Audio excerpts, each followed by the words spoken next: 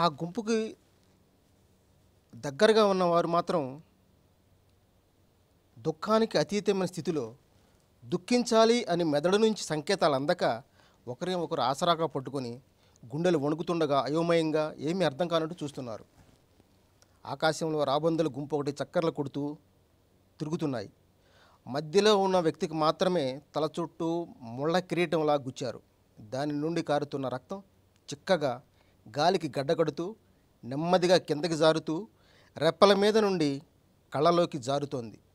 రెండు చేతులు అటు ఇటు కొయ్యకి కట్టబడడం వల్ల తుడుచుకునే అవకాశం లేక కనురెప్పలు అల్లల్లాడిస్తున్నాడు. ఎడంవైపు ఉన్న మధ్యలో ఉన్న వ్యక్తికి కూడా తిడుతూ అరుస్తున్నాడు.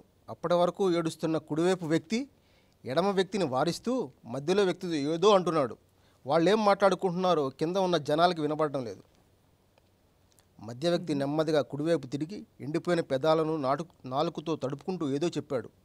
అప్పటి వరకు వెక్కి వెక్కి ఏడుస్తున్న ఆ కుడివైపు వ్యక్తిలో అంత భయంకరమైన బాధామయ స్థితిలో కూడా నమ్మలేని నిజం వింటున్నట్టు ఆశ్చర్యం తొంగి చూసి అది ఆనందంగా మారింది.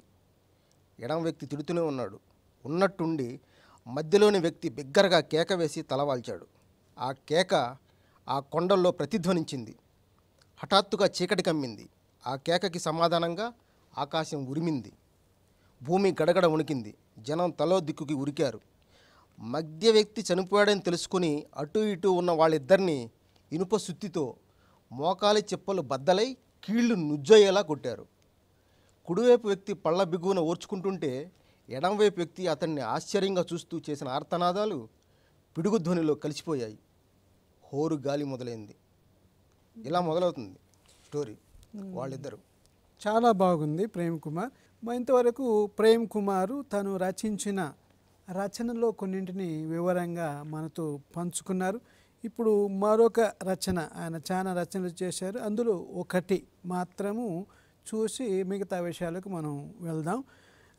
ప్రేమ్ కుమార్, మీరు మీ రచనలలో ఇంకా ముఖ్యమైనది రుణం అనే కవితను రాశారు. ఆ కవితను మాతృ దినోత్సవం, దాని గురించి వివరిస్తారా?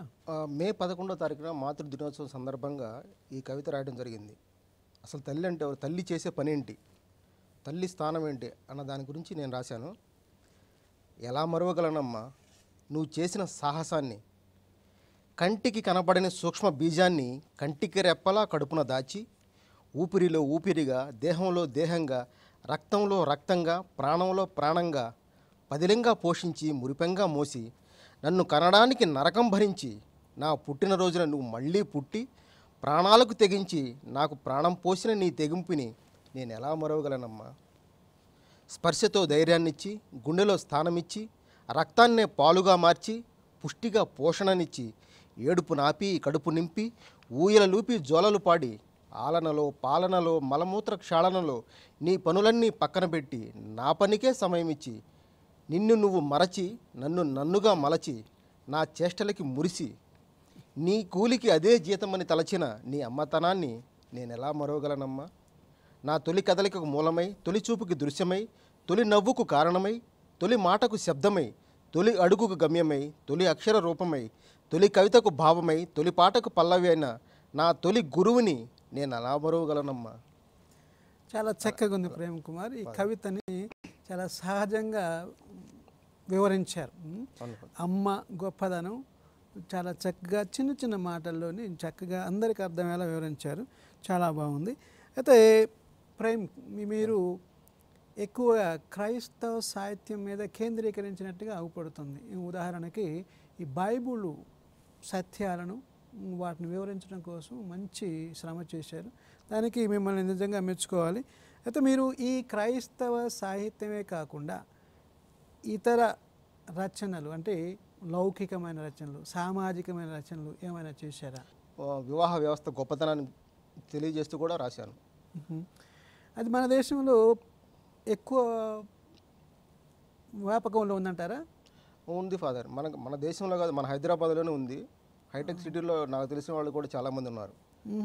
ఇంకా అట్లాగే పెషావర్లో బాంబు దాడి, చర్చి మీద బాంబు దాడి జరిగినప్పుడు, అలాగే పెషావర్ సైనిక్ స్కూల్లో పిల్లల్ని చంపేసినప్పుడు, చార్ధామ్లో వరదలు వచ్చినప్పుడు, వీటన్నిటి గురించి కూడా మన రీసెంట్గా అబ్దుల్ కలాం గారి గురించి రాశాను కూడా. Very good. అంటే కేవలం క్రైస్తవ బోధ మీదనే కాదు, ఇతరత్ర కూడా రాశారు. చాలా సంతోషం. అయితే మీ పుస్తక రచనలు, మీ వ్యాస రచనలు, ఈ కవిత రచనలు ఏమైనా ఇబ్బందులు ఎదుర్కొన్నారా?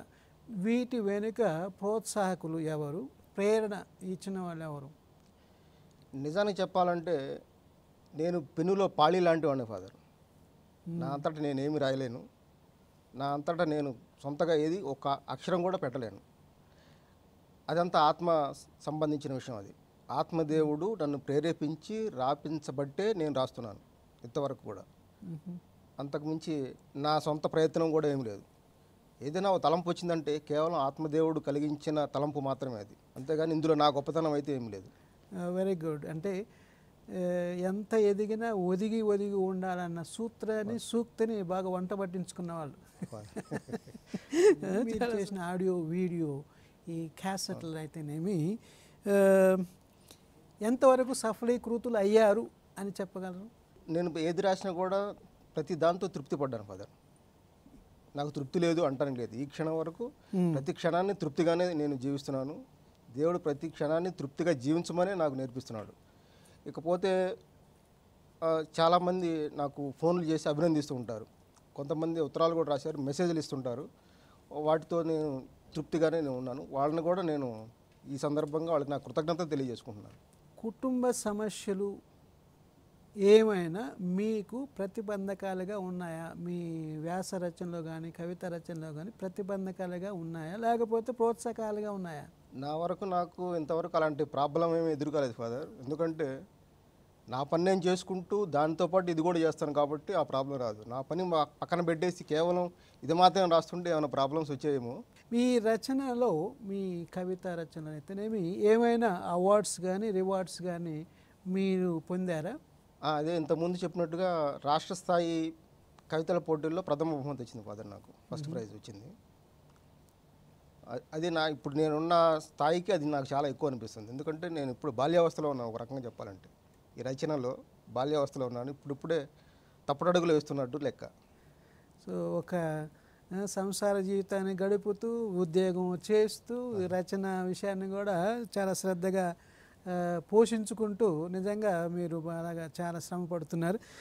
దానికి గాను మిమ్మల్ని అభినందిస్తున్నాను. మీరు బాల్య రచయిత అన్నారు. ఈ బాల్య రచయితలకు అంటే వర్ధమాన రచయితలకు మీరేమైనా సందేశం ఇవ్వగలుగుతారా? నేను ఇచ్చే సందేశం ఏంటంటే ఫాదర్, ఇప్పుడు మనం హైబ్రిడ్ యుగం దాటి బోన్సాయి యుగంలోకి వచ్చాం. బోన్సాయి యుగం అంటే ఒక చిన్న కుండీలోనే ఒక పెద్ద చెట్టుకి ఉండేటువంటి ఫలాల యొక్క లక్షణాలు కలిగిన ఫలాలు కలిగి ఉంటుంది బోన్సాయి.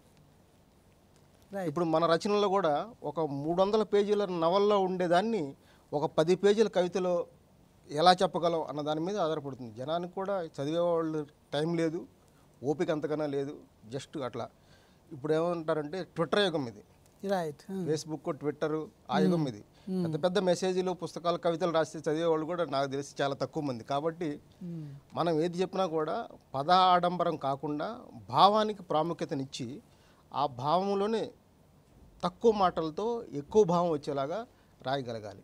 దానికి మన సొంత ప్రయత్నం అయితే ఏం లేదు. కంపల్సరీగా ఆత్మదేవుడు సహాయం తీసుకోవాల్సి ఉంటుంది. ఆ విషయం చాలా ప్రస్ఫుటం అవుతుంది. ఎందుకంటే మీరు చిన్న చిన్న వాక్యాలతోటి రచనలను చక్కగా సాగించారు. అంతేకాకుండా వ్యక్తీకరణ కూడా బాగుంది, స్పష్టంగా ఉంది. చాలా విషయాలు చెప్పారు. మాకు సమాజానికి ఉపయోగపడేవి, మానవతా విలువలను పోషించేవి చాలా విషయాలు చెప్పారు. అందుకు చాలా వందనాలు ప్రేమ్. నాకు కూడా ఈ అవకాశాన్ని కలిగించినటువంటి దివ్యవాణి ఛానల్లో పనిచేసే వాళ్ళందరికీ, యాజమాన్యానికి మొత్తానికి, యావత్ తెలుగు కథోలికులందరికీ కృతజ్ఞతలు తెలియజేసుకుంటున్నాను. ఈ కార్యక్రమం ఇంతటితో ముగుస్తుంది. మళ్ళీ వచ్చే కార్యక్రమం మరో కొత్త రచయితతోటి ఇదే కార్యక్రమాన్ని కొనసాగించుకుందాం. అంతవరకు సెలవు.